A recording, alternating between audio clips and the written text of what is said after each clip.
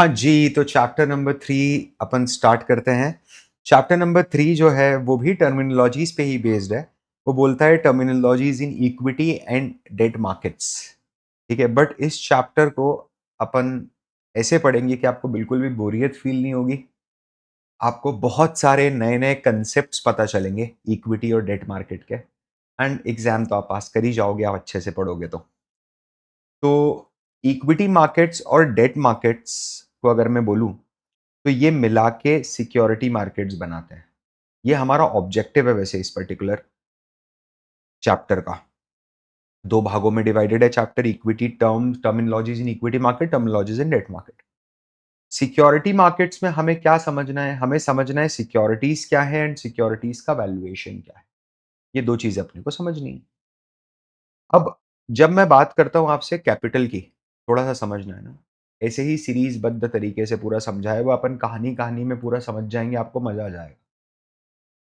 जब मैं बात करता हूँ कैपिटल की, तो मैं आपको बताता हूँ इक्विटी कैपिटल है, डेट कैपिटल।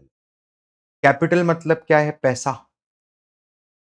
अगर पैसा है, तो उसे कहाँ लगाया जा सकता है? और अगर पैसा उठाना है, तो कहाँ से उठाया जा सकता है? इनका जवाब सेम ही है। मेरी बात समझ रहे हो? जो इन्वेस्टर है, उसके पास भी 2 ऑप्शंस हैं, या तो वो डेट में पैसा लगा दे या इक्विटी में पैसा लगा दे। और जो कैपिटल सीकर है, जो फंड्स रेज़ करेगा, उसके पास भी 2 ऑप्शन है, या तो डेट से फंड रेज़ करे या इक्विटी से फंड रेज़ करे। बट सर मेरे को ये समझ नहीं आ रहा है कि ये जो डेट कैपिटल और इक्विटी कैपिटल आपने बोला है, इसका मतलब क्या है? What does that means? मेरी बात समझना, अपन एक-एक करके स्टार्ट करते हैं। बहुत सिंपल है समझना, it is not something which you will not be able to understand.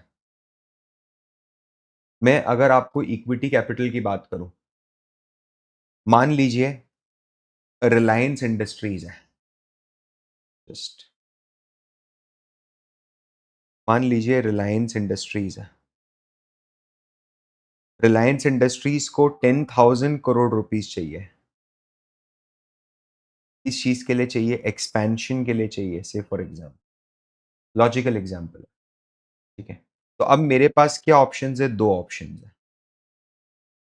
एक, मैं जाऊँगा इक्विटी पे या फिर मैं जाऊँगा डेट पे।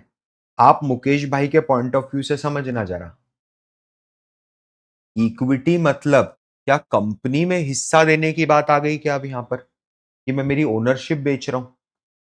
मेरी बात समझ रहे हो? अगर अगर किसी ने आके रिलायंस इंडस्ट्रीज़ के शेयर्स लिए, तो क्या अब वो भी कंपनी का मालिक बन गया?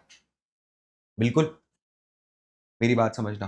तो जब नया पैसा मुझे उठाना है, वो 10,000 करोड़ रुपया हो या लाख करोड़ रुपया हो, क्या कोई मालिक, जो इंडिया मतलब इंडियन पर्सपेक्टिव से बता रहा हूँ मैं, क्या कोई व्यक्ति डाइल्यूशन प्रेफ़र करेगा?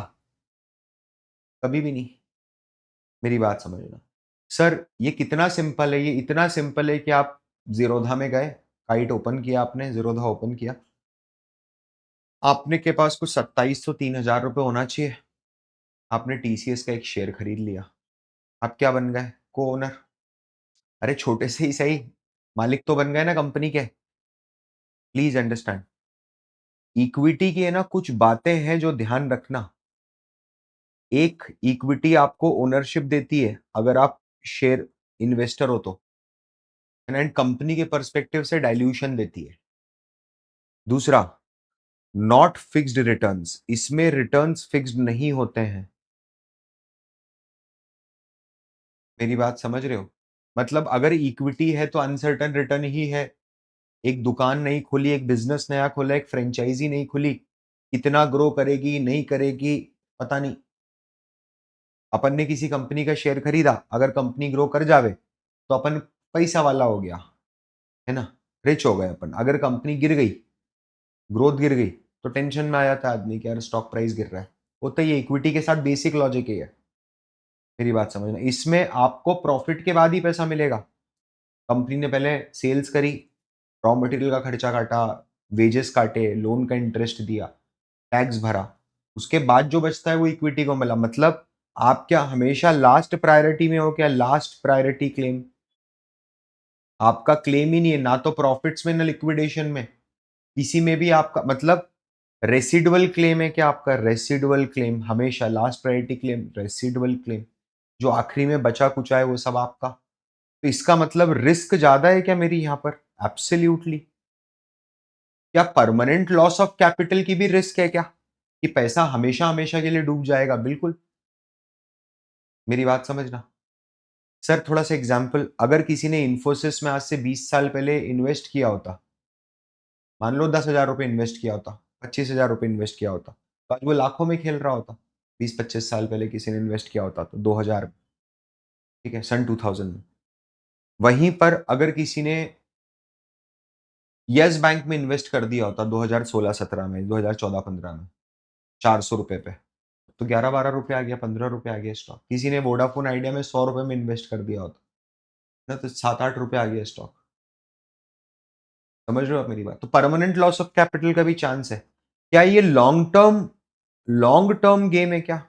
इक्विटी यूजुअली क्या लॉन्ग टर्म गेम है? लोग सट्टेबाजी कर देते हैं वो बात अलग है, भाव टू भाव खेल के काट लेते हैं वो बात अलग है, मैं उसकी बात नहीं कर रहा हूं आपको, कि तुरंत खरीदा तुरंत बेचा, आज खरीदा कल बेचा, अल्टा पल्टी, है ना, उसमें पैसा बनता है, बहुत कम लोग बना देते हैं, हर कोई नहीं बना पाता, एक 0.01% लोग भी नहीं बना पाते। समझ, it is so rare, I am not kidding. मतलब इतना मनी कि आप रिस्पेक्टेबल लाइफ जी सको, 0.01% आदमी भी नहीं बना रहा है, 1000 में से भी एक नहीं बना पा रहा है, वैसी हालत है।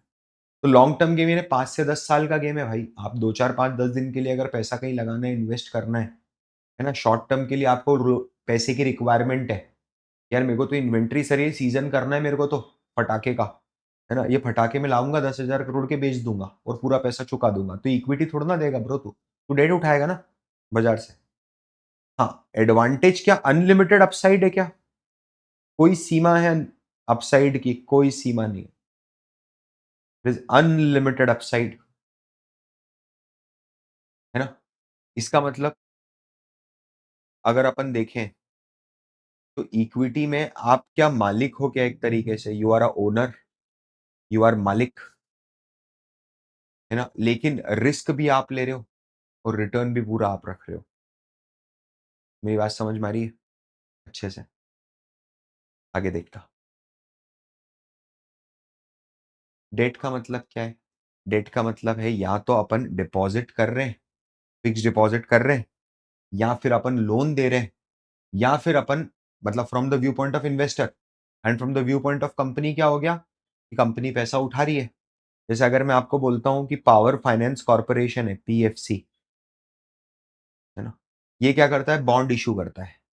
बॉन्ड इशू करता है, मान लीजिए 10,000 करोड़ के या 1,000 करोड़ के बॉन्ड इशू है, तो हर जगह 10,000 करोड़ की। आप क्या करते हो, आप इसमें से 1 लाख रुपए के बॉन्ड सब्सक्राइब कर लेते हो, और कंपनी आपको क्या बोलती है कि मैं आपको ईयरली 7.5% का रेट ऑफ इंटरेस्ट दूंगी या 8% का रेट ऑफ इंटरेस्ट दूंगी। यही होता है डेट, मोटा मोटा, है ना।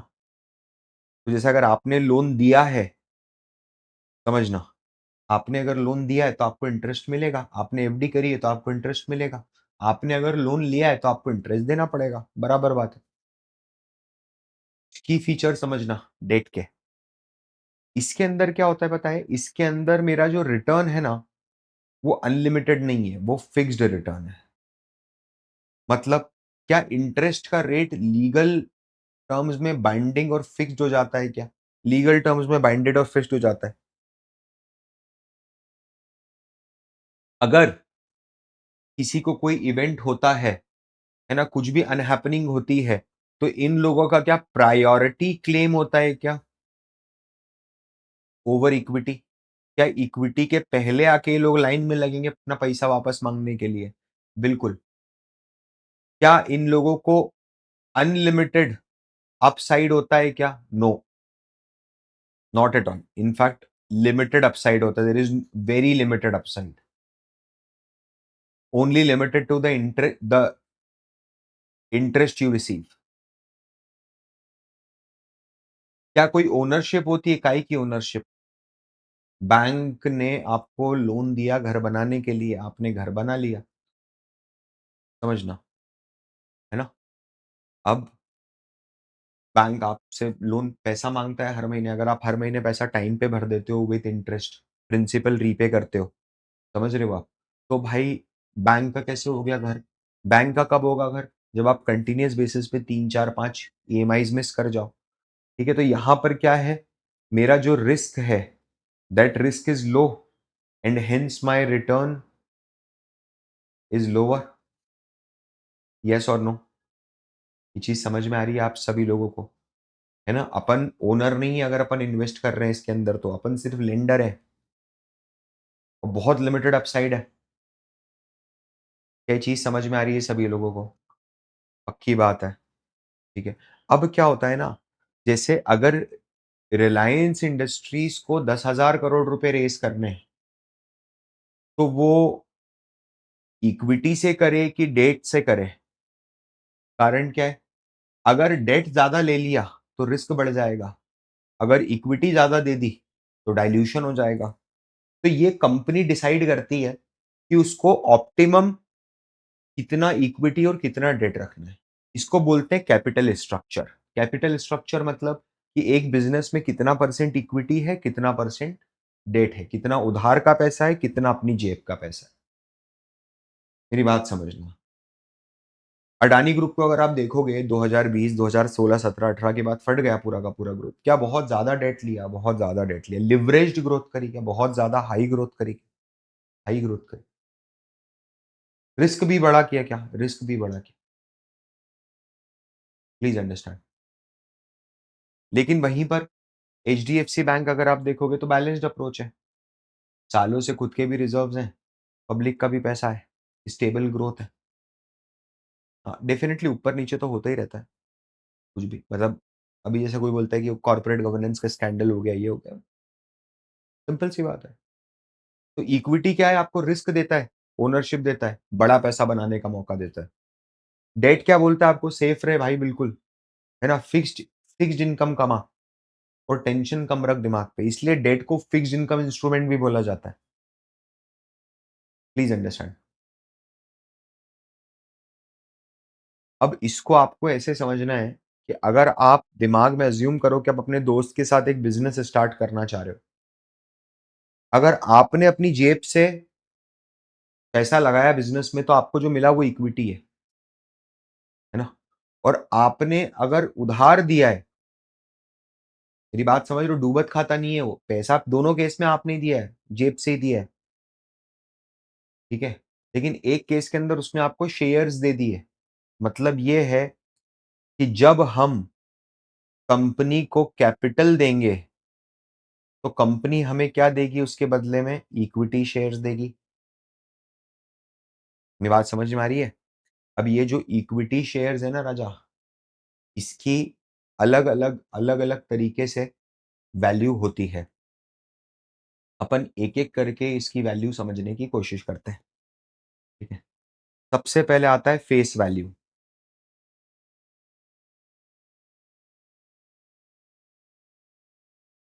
फॉर एग्ज़ाम्पल मान लीजिए ये 2010 ईयर है एंड एक नई कंपनी इंडिया में लिस्टेड होती है, बनती है, जिसका नाम है Flipkart India limited. Flipkart India limited. It's a new business and ये लोग क्या करते हैं, ये लोग जब नया बिज़नेस बनता है, तो 3 दोस्त होते हैं, वो तीनों मिलके मान लीजिए 10,000 रुपीज़ और इनको बदले में क्या मिलते हैं? कंपनी इन लोगों को क्या देती है बदले में? कंपनी इनको बदले में देती है 1000 शेयर्स। बराबर बात है। आज हम क्या है, आज कहाँ पर खड़े हैं हम? इनिशियल डे पर। जिस दिन कंपनी इनकॉर्पोरेट हो रही है, उस दिन मैं खड़ा हूँ और आपसे बात कर रहा हूँ। बरोबर बात है। तो आज के दिन कंपनी ने 1000 शेयर्स मेरे को दे दिए। मैंने कितना दिया? ₹10 10,000 ₹10,000 तो 1 शेयर कितने का होगा? सोच के बताओ। ₹10 का। आज के दिन जब शेयर इश्यू हुआ है, share issued at year 0, business start होने के पहले, तो वो जिस प्राइस पे इश्यू होता है ना, उस प्राइस को फेस वैल्यू बोलते हैं। फेस वैल्यू अगर आप देखोगे, अब अगर आप देखते हो बढ़ के 2026 में, 16 साल बाद, क्या फ्लिपकार्ट के पास आप जाते हो, बोलते हो भाई मैं तेरे को ₹10,000 देता हूँ, क्या वो आपको 1,000 शेयर देगा क्या? जूते मार के भगाएगा, बोलेगा निकल तेजी से बाहर। बोले सर एक तो एक भी नहीं मिलेगा, निकलो गेट लॉस्ट। सर ऐसा क्या हुआ कि 2010 में अगर मैं जाता तो मेरे को गले लगाता, काजू खिलाता और 1,000 शेयर देता। आज वो बोल रहा है get lost. That get lost has happened because face value जो है ना, वो सिर्फ जब बिज़नेस स्टार्ट होता है ना, उस दिन की रिलेवेंट वैल्यू होती है। It is like a starting a nominal value. इसका मार्केट वैल्यू से, बिज़नेस के मार्केट प्राइस से कोई लेना-देना नहीं होता। फेस वैल्यू एक लीगल वैल्यू है, स्टैम्प की वैल्यू है। मेरी बात समझ रहे हो? जैसे गाइडलाइन वैल्यू अलग होती है इंडिया में लैंड की और मार्केट वैल्यू अलग होती है। क्या गाइडलाइन वैल्यू के हिसाब से स्टैम्प ड्यूटी डिसाइड करी जाती है, कितनी ड्यूटी लगेगी ट्रांसफर में, रजिस्ट्री में, है ना? और एक्चुअल में जो लेन-देन होता है वो मार्केट वैल्यू पे होता है। तो ये चीज़ क्लियर है सभी लोगों को यहाँ तक। अगर मैं बोलूँ face value is nothing but an accounting value. Face value क्या है भाई? Face value is an accounting value. It's a book value, मतलब बुक वैल्यू है ना, बुकिश वैल्यू है, उसका कोई रेलेवेंस नहीं है, कुछ हो नहीं सकता उससे। मेरी बात समझना। कोई भी स्टॉक, जैसे अगर आप कभी भी कोई आईपीओ देखते हो, कभी भी कोई आईपीओ आता है ना, तो क्या बोलता है पता है? जैसे मान लीजिए नायका का आईपीओ आया, तो Nykaa IPO is coming at the market price of, और at the value of rupees 1200 पर शेयर। इसमें वो क्लियर बोलता है of rupees 10 face value and 1190 security premium. इस पे बात करेंगे अपन कभी जीवन में आगे। बट ये जो 10 रुपीज फेस वैल्यू है, तो फिर वो आज 1200 क्यों ले रहा है मुझसे, नायका वाला? भाई ₹10 में अगर कंपनी का शेयर होल्डर बनना है ना, कि मैं तो ₹10 दूंगा और मेरे को कंपनी का शेयर होल्डर बनाओ, तो आप ईयर 0 पे जाके बनो शेयर होल्डर। जो कंपनी का शेयर होल्डर ₹10 देके ईयर 0 पे बना, आज 15 साल कंपनी चल गई। इतने सालों का जो मुनाफा हमने कमाया, जो रिस्क हमने ली, क्या उसका पैसा, उसका कंपनसेशन हमको नहीं मिलेगा? तो ये जो 10 वाला शेयर है, ये ₹1200 हो गया। इसमें ₹10 की फेस वैल्यू और ₹1190 सिक्योरिटी प्रीमियम, मतलब इतने सालों का कमाया हुआ धन, मुनाफा। तो फेस वैल्यू, कोई भी स्टॉक अगर है, तो क्या वो फेस वैल्यू पे इश्यू हो सकता है सर, कि कोई प्रीमियम हो ही ना उस स्टॉक पे और वो ₹10 में इश्यू हो जाए? हो सकता है, बहुत रेयर होता है। तो जब कोई स्टॉक इश्यू होता है, सॉरी, जब कोई स्टॉक इश्यू होता है,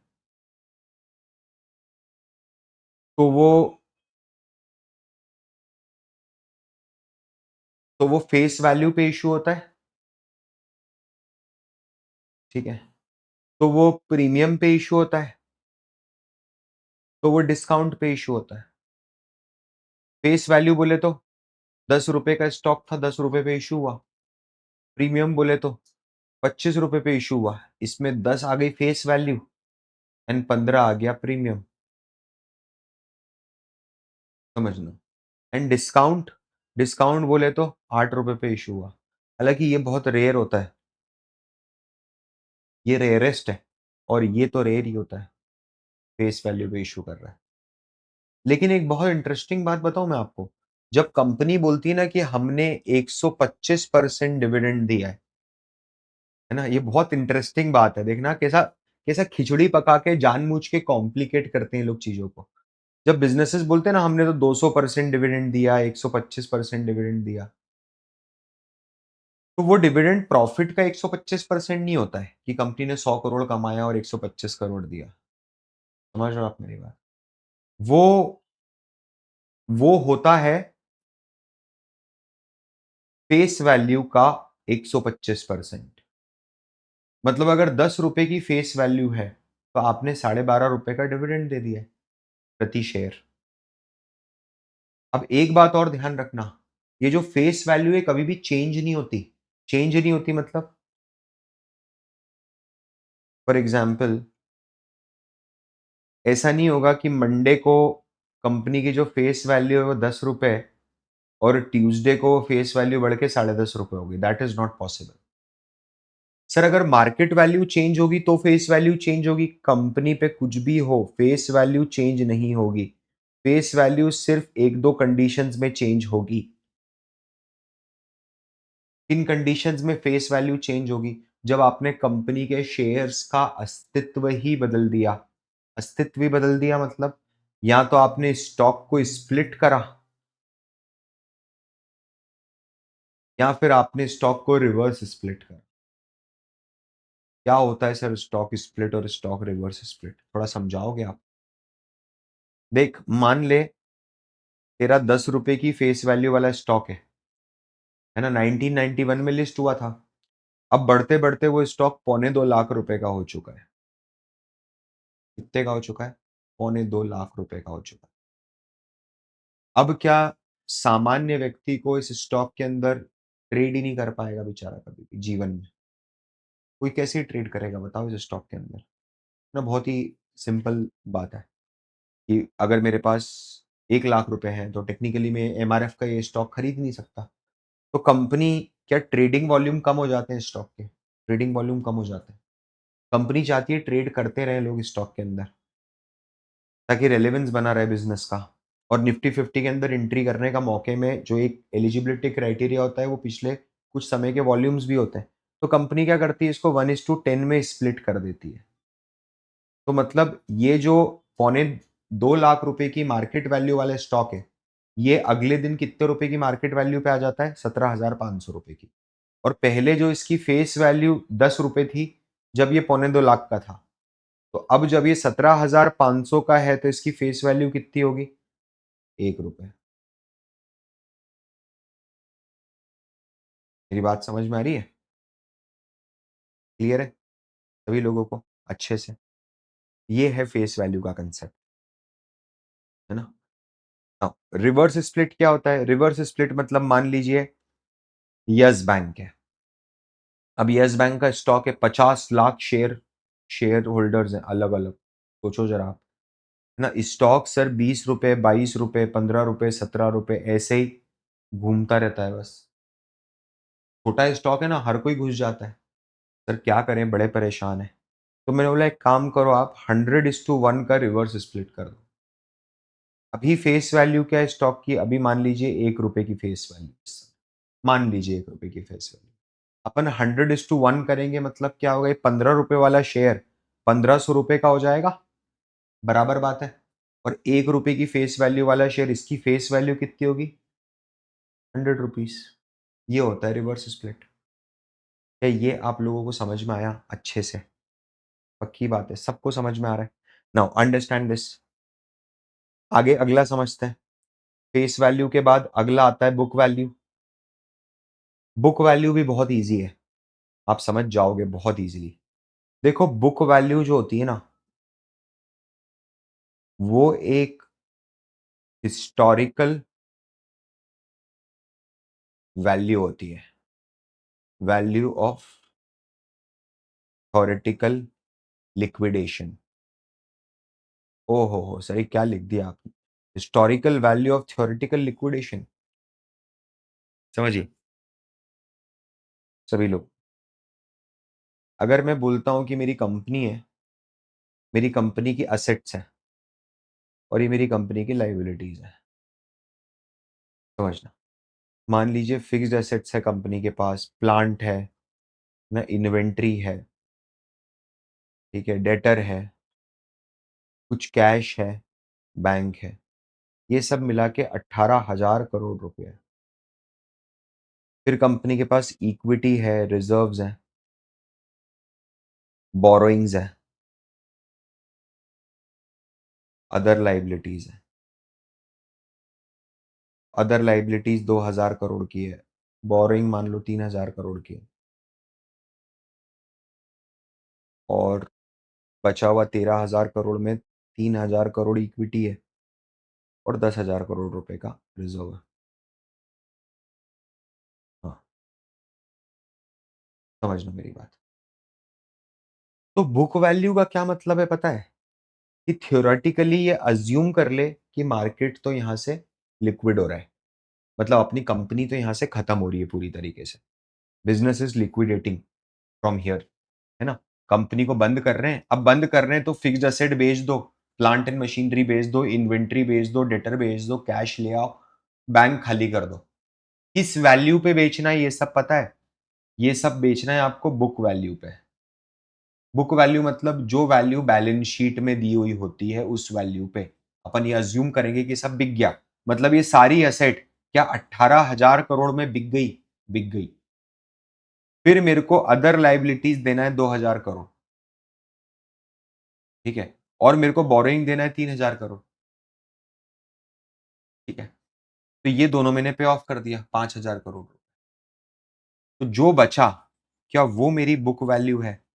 जी हाँ, वही मेरी बुक वैल्यू है। That is exactly my book value is.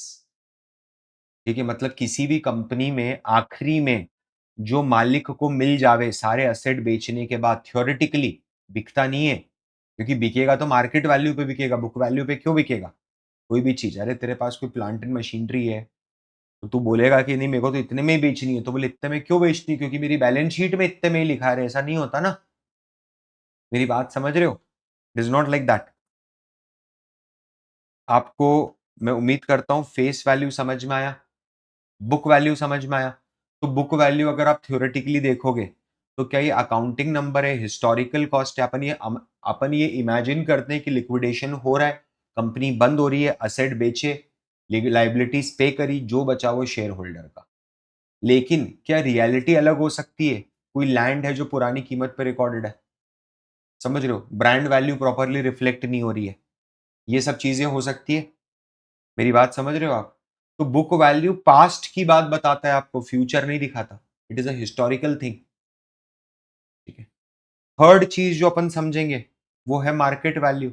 अब ये तो बहुत इजी है यार, मार्केट वैल्यू का क्या मतलब है? मार्केट वैल्यू मतलब शेयर का करंट मार्केट प्राइस। सर ये कौन डिसाइड करता है कि मार्केट की वैल्यू क्या है? बायर और सेलर डिसाइड करेंगे। अगर बायर ज्यादा है और सेलर कम है तो प्राइस बढ़ जाएगा, सेलर ज्यादा है बायर कम है तो प्राइस गिर जाएगा। बहुत सिंपल सा लॉजिक है। क्या ये दुनिया में हर बिजनेस हर मार्केट पे अप्लाई होता है? हर बिजनेस हर मार्केट पे अप्लाई होता है। समझिए मेरी बात, बहुत सिंपल चीज है ये। फिर आगे देखिए फोर्थ नंबर पे क्या है? शेयर की और कैसे इक्विटी शेयर की वैल्यू निकाली जा सकती है? That is replacement value. आपको, अगर आपने स्कैम 1992 अगर देखा होगा तो हर्षद मेहता के टाइम पर उनकी एक रिप्लेसमेंट कॉस्ट थ्योरी थी। बोले कि अपोलो टायर के मालिक से पूछा क्या कीमत है तुम्हारी, मार्केट कैप क्या है तुम्हारी कंपनी की, क्या वैल्यू है? तो बोले 1,200 करोड़ रुपए। और बोले आपके जैसी एक टायर कंपनी अगर बनानी हो आज तो कितने करोड़ लगेंगे? तो बोले 10,000 करोड़ कम से कम। तो बोले आपकी वैल्यू 10,000 करोड़ हमारे हिसाब से। तो रिप्लेसमेंट वैल्यू क्या होती है पता है? कि आज के टाइम में अगर कोई व्यक्ति कंपनी को स्क्रैच से दोबारा खड़ा करने का ट्राई करता है तो उसका टोटल कॉस्ट क्या है? मेरी बात समझ में आ रही है? That is replacement value. आपने 5 साल पहले मोमो की रेडी डाली, 2 लाख रुपए में डाली थी, बट अगर कोई आज डाल रहा है, मान लो तो रेंट महंगा है ना, सब ताम झाम पूरा महंगा है, लेबर महंगी, तो 5 लाख रुपए लग रहे हैं। तो आपके बिजनेस की रिप्लेसमेंट वैल्यू क्या हो गई? 5 लाख रुपए। मतलब replacement value is as good as कि आज के टाइम में सेम बिजनेस को कॉपी करने का कॉस्ट। ये चीज समझ में आ रही है सभी लोगों को अच्छे से, है ना? तो फेस वैल्यू हो गया मेरा स्टार्टिंग प्राइस, बुक वैल्यू हो गई मेरी अकाउंटिंग नेटवर्थ की, बैलेंस शीट के हिसाब से मेरी नेटवर्थ कितनी है ना? मार्केट वैल्यू हो गई मेरी कि लोग प्राइस क्या पे कर रहे हैं, लोग क्या प्राइस पे कर रहे हैं, that is my market value. And मेरा जो रिप्लेसमेंट वैल्यू है वो रिप्लेसमेंट वैल्यू हो गया कि आज दोबारा बनाने का क्या कॉस्ट है।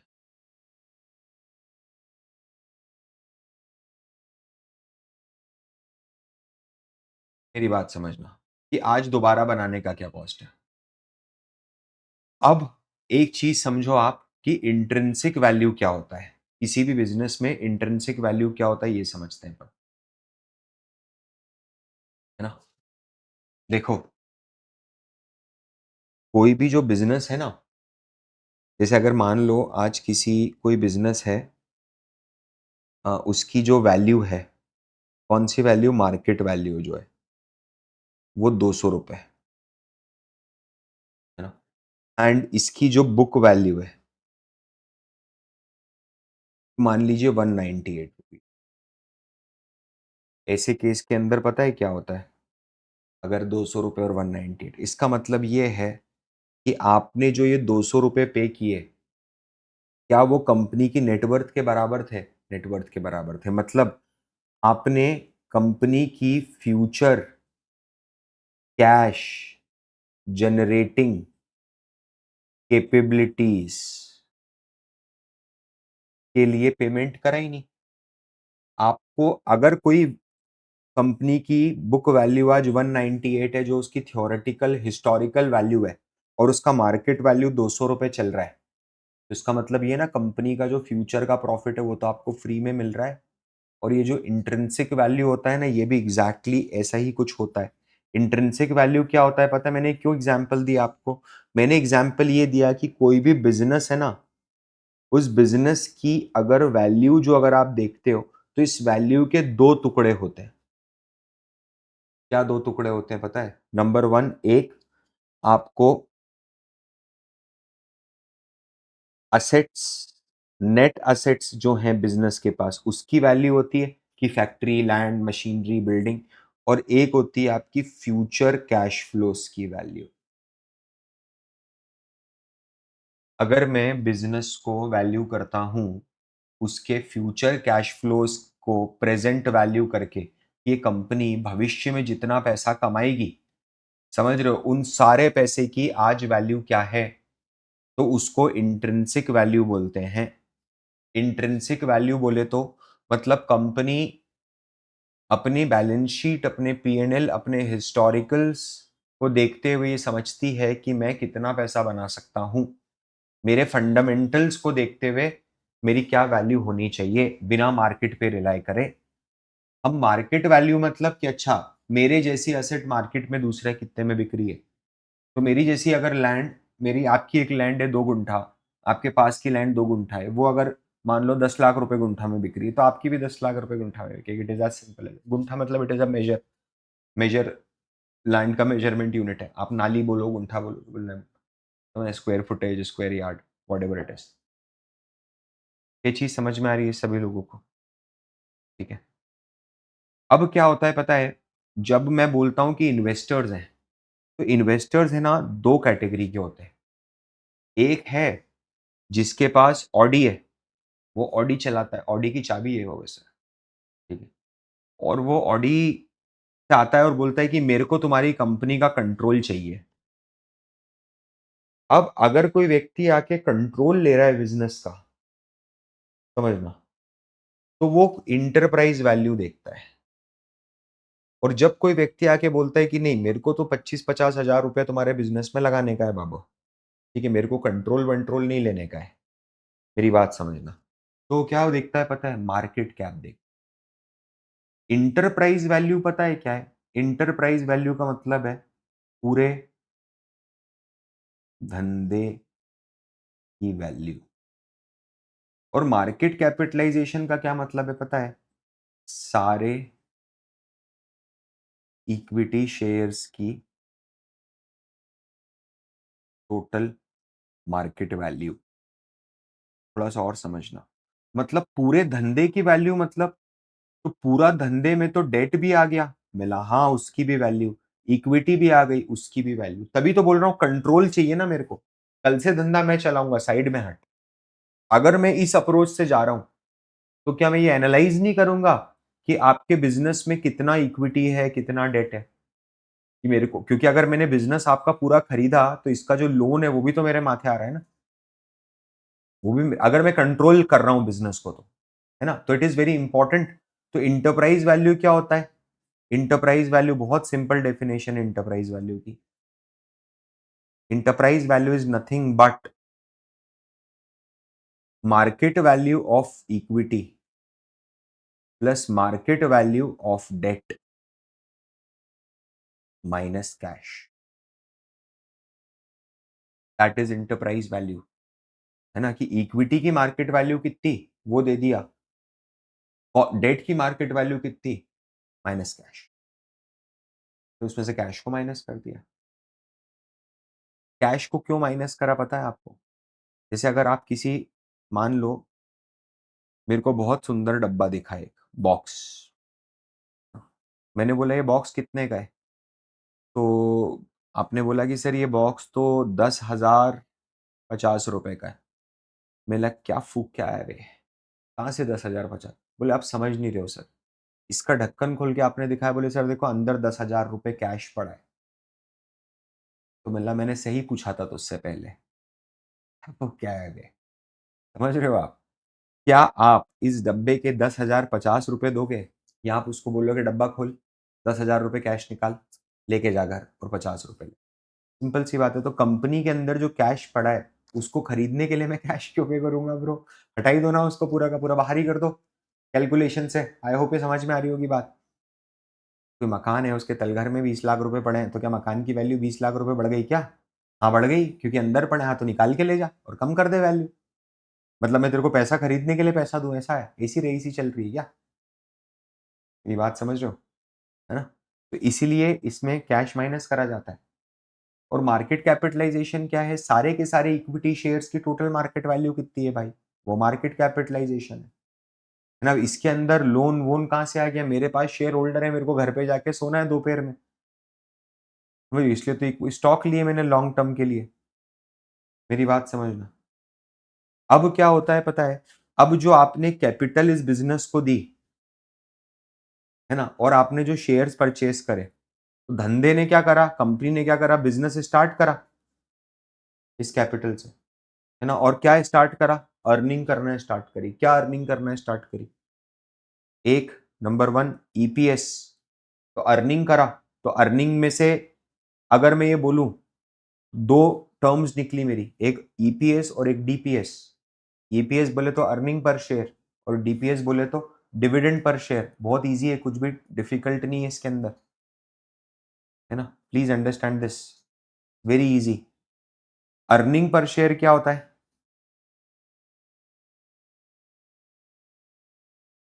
इधर देखिए जी, अर्निंग पर शेयर आपका जो नेट प्रॉफिट है, जो भी आपका नेट प्रॉफिट आया है, ठीक है, इसमें से आप प्रेफरेंस डिविडेंड डिस्ट्रीब्यूट कर दो। कि जो प्रेफरेंस शेयर्स हैं, प्रेफरेंस शेयर्स को डिविडेंड बांट दिए, बांट दो अच्छे से। जो बचा वो है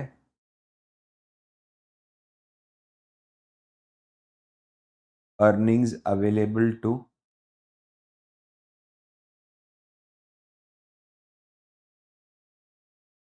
इक्विटी शेयर होल्डर्स।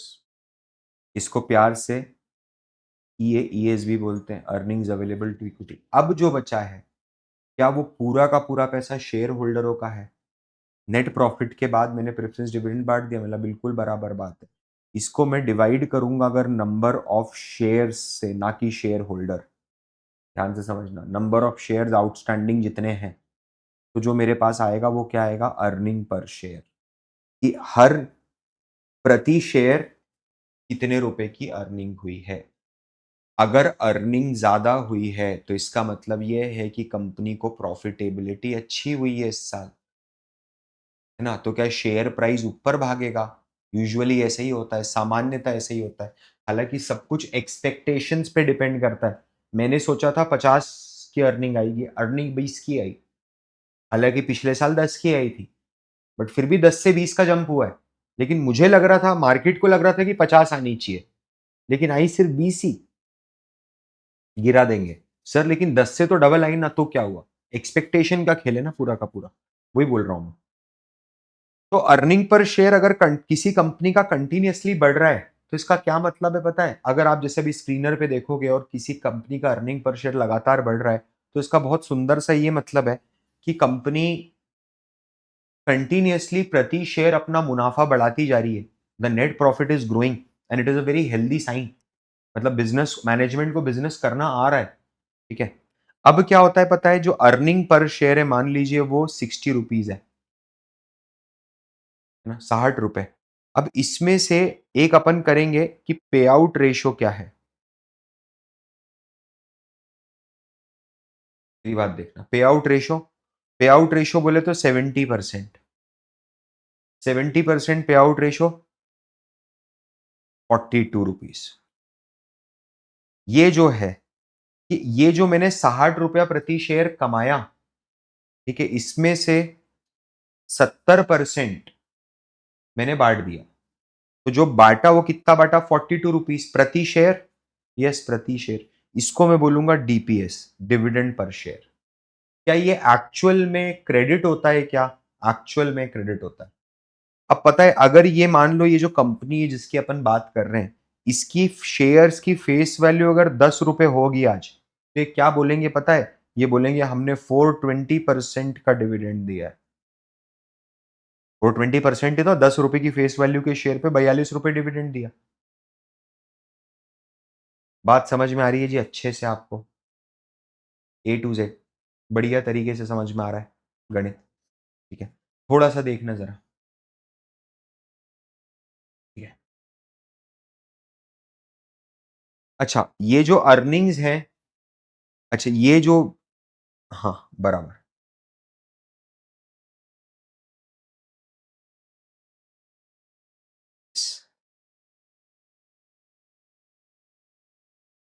हाँ, अब क्या हो रहा है पता है? बिजनेस अपना बहुत बढ़िया चल रहा है, बहुत शानदार बिजनेस चल रहा है। डिविडेंड्स रेगुलरली मिल रहे हैं, लाइफ खुश है, सब चंगासी, जिंदगी एकदम मस्त है। क्या होता है, थोड़े सालों बाद अपने में चुल मचती है कि यार ये तो देखें अपन कि मेरे बिजनेस की वैल्यू क्या है ना। तो यहां पर फिर तीन चीजें आपको सिखाई जा रही है। नंबर वन, कि वैल्यू जो है वो एक तो वो सेल्स पे डिपेंड करती है, अर्निंग्स पे डिपेंड करती है और बुक वैल्यू पे डिपेंड। तो नंबर वन है price to sales ratio, number two है price to earnings ratio, and number three है price to book value ratio. ठीक है, ध्यान से समझना, एक एक करके समझते हैं। उम्मीद करूंगा आपको सब कुछ अच्छे से समझ में आएगा, और बहुत आसान है, कुछ भी उसमें कोई बहुत बड़ी बात नहीं है। पीई रेशो की अगर अपन बात करें, पीई रेशो की अगर आप बात करोगे, तो इसका मतलब क्या होता है पता है? Price to earning. मतलब कि 1 रुपए की अर्निंग के लिए कितना पैसा देने तैयार है? 1 रुपए की अर्निंग के लिए कितना पैसा देने रेडी? 1 रुपए की अर्निंग के लिए कितना पैसा देने रेडी हो? ठीक है, मार्केट। तो अगर कोई स्टॉक ए है, उसका पी रेशो जो है वो 15 चल रहा है, और एक स्टॉक बी है, उसका पी रेशो जो है वो 250 चल रहा है। इसका मतलब यह है कि कंपनी ए अगर 1 रुपया कमा रही है, तो लोग उसको 15 रुपए दे रहे हैं, और कंपनी बी अगर 1 रुपए कमा रही है, तो आदमी उसको 250 रुपए में खरीदने को तैयार है, उसकी 1 रुपए की कमाई को। मेरी बात समझना, और एक चीज बताऊं, अगर ये 15/1 है और ये 250/1 है, मतलब 15/1 या 250/1, तो जो 15/1 है वो प्राइस बाय अर्निंग है ना। प्राइस 15 है, अर्निंग 1 है ना। वैसे 250/1 है, प्राइस 250 है, अर्निंग 1 है। तो ये जो 15 है और ये जो 1 है, अगर ये कांस्टेंट रहता है, जैसे आपने 15 रुपए में शेयर खरीद लिया मान लीजिए, और हर साल ये 1 रुपए की कमाई कर रही है, तो फिर कितने सालों में आपको आपका ब्रेक इवन अचीव होगा? 15 साल में। स्टॉक ए अगर आप खरीद रहे हो, तो जितने में आपने खरीदा है, मोटा मोटा 15 साल में कंपनी ईपीएस के थ्रू आपका पैसा चुका देगी, ऐसा अज्यूम करा जाता है ना, कि 16वें साल आपका स्टॉक फ्री हो जाएगा। लेकिन स्टॉक बी जो है वो आप देखो 250 की पी पे आपने खरीदा है। 250 की पी पे अगर आप कोई चीज़ खरीद रहे हो, तो इसका मतलब वो 250 ईयर्स के बाद जाके फ्री होगी भाई। It is absurd valuation. ये भयंकर ही खतरनाक वैल्यूएशन है किसी भी कंपनी के लिए। मेरी बात समझ में आ रही है? तो पी रेशो जो है ना, वो कब ग्रो करता है पता है? आदमी हाई पी का स्टॉक कब खरीदता है? जब अर्निंग बहुत ज़्यादा हो, कि फ्यूचर में अर्निंग बढ़ेगी, टोन डाउन हो जाएगा, चलेगा, मेरे को कोई दिक्कत नहीं। तो अगर कोई स्टॉक ऐसा है जिसकी अर्निंग बहुत तेज़ी से ग्रो हो सकती है फ्यूचर में, तो लोग उसमें हाई पी पे कर देते हैं। मेरी बात समझ रहे हो आप? ये चीज़ सबको समझ में आ रही है अच्छे से? परफेक्टली क्लियर है। और एक बात बताता हूँ, आप देखोगे कई बार लोग है ना निफ्टी का पी रो ढूँढने की कोशिश करते हैं, कि निफ्टी का प्राइस अर्निंग रेशियो क्या है? निफ्टी का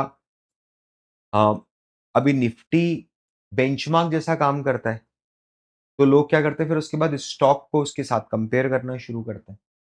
it is partially incorrect approach. Totally incorrect नहीं है, वैसे तो सही करेक्शन कितना है वो नहीं पता, है ना? बट पार्शियली इनकरेक्ट अप्रोच है। द रीज़न इज़, क्या हर सेक्टर का पी रेशियो अलग-अलग होगा? सर्विस सेक्टर है, पी रेशियोज़ हाई होंगे। मेरी बात समझ रहे हो आप?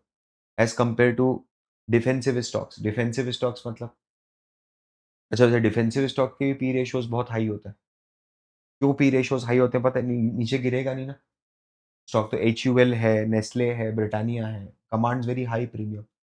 As compare to infrastructure stocks, आप देखो 1, 2, 3 के प्रीमियम पे मिल रहे हैं इस समय, 3-3 के प्रीमियम पे। चौथे साल कंपनी फ्री, आपकी हो गई कंपनी। मेरी बात समझ रहे हो आप? ऐसा फंडा है। प्राइस टू सेल्स आपको क्या बताता है? प्राइस टू सेल्स आपको ये बताता है कि आपकी ₹1 की सेल्स के पीछे कंपनी कितने रुपए की प्राइस देने को जनता तैयार है। तो अगर मेरा प्राइस टू सेल्स 40 है, तो इसका मतलब ये है कि अगर मैं ₹1 की सेल करता हूँ तो लोग मेरे को ₹40 देने तैयार है। तो मेरा मार्केट कैप अगर 4,000 करोड़ है, मेरी बात समझना, तो मेरी जो सेल्स होगी क्या वो 100 करोड़ की हुई होगी? बिल्कुल। 100 करोड़ की सेल पे मैंने 4,000 करोड़ का वैल्यूएशन ले लिया, 40 टाइम्स का। तो ये मल्टीपल ऑफ सेल्स है। अगर लोअर किसी का price by sales ratio lower है as compare to its peers, तो हो सकता है वो अंडर वैल्यूड हो। बट इसमें ग्रोथ रिस्क आपको सब जस्टिफाई करना पड़ता है। प्रीमियम डिस्काउंट, कौन सी इंडस्ट्री में है, क्या है। ये कब काम आएगा पता है प्राइस बाय सेल सबसे ज़्यादा? जब आपकी अर्निंग्स ही अवेलेबल नहीं। मान लो नेगेटिव है किसी का, तो क्या यहाँ नेगेटिव लिखेगा? प्राइस बाय अर्निंग निकालना है, 15 का प्राइस बाय अर्निंग कैसे आया? तो ऊपर प्राइस लिखा, नीचे अर्निंग लिखी, अर्निंग है ही नहीं, नेगेटिव प्रॉफिट है, लॉस है। अब क्या करेंगे? नहीं निकल सकता ना, ज़ीरो हो गया ये। Price by earning ratio zero. तो उस केस में वैल्यू कैसे होगा? प्राइस बाय सेल से होगा। प्राइस बाय बुक वैल्यू क्या है? What is price by book value? तो प्राइस बाय बुक वैल्यू मतलब कि प्रति ₹1 जो मेरी अकाउंटिंग वैल्यू है, उसके अगेंस्ट में जनता कितना पैसा देने तैयार है। यूजुअली कहां पर देखा जाता है पता है? बैंक्स में देखा जाता है, फाइनेंशियल इंस्टीट्यूशंस में देखा जाता है।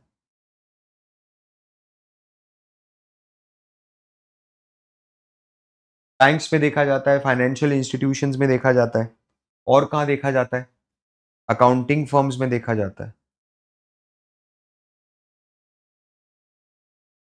मेरी बात समझना, ठीक है?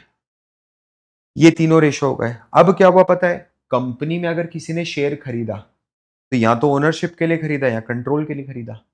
कंट्रोल में, अब कंट्रोल एक्सरसाइज होता है वोटिंग राइट्स के थ्रू कि आप वोट कितना कर पा रहे हो। तो कई बार ऐसे शेयर होते हैं जो आपको ओनरशिप तो दे देते हैं बट कंट्रोल नहीं देते। कंपनी मैं चलाऊंगा। मेरी बात समझना, मतलब डीवीआर का मतलब क्या है पता है? डीवीआर का मतलब है डिफरेंशियल वोटिंग राइट्स। समझिए, डीवीआर नॉर्मल शेयर के जैसे ही है, बट उसका एक वोट पर शेयर नहीं होता, वो उससे कम कैरी करता है। जीरो भी हो सकता है, ऐसा हो सकता है चार शेयर मिलके एक वोट दे रहे हैं, 0.25। मेरी बात समझना, जैसे इंडिया में अगर आप देखोगे तो दो डीवीआर पॉपुलर हुए थे, एक टाटा मोटर डीवीआर और एक पैंटालून्स का डीवीआर। 2 डीवीआर्स बहुत ज़्यादा पॉपुलर हुए थे। इसके साथ अपना टर्मिनोलॉजीज़ इन इक्विटी मार्केट्स खत्म होता है। इसका एक और पोर्शन है टर्मिनोलॉजीज़ इन डेट मार्केट, और उसके बाद अपन नोट्स की रीडिंग कर लेंगे, लास्ट में पूरी गो थ्रू कर लेंगे, तो अपना चैप्टर बहुत रोबस्ट हो जाएगा and we will be good to go. ठीक है? लास्ट में अपन एक बार स्क्रीनर को भी रन थ्रू करके देख लेंगे, प्रैक्टिकली इसको समझ लेंगे। ठीक है? चलिए।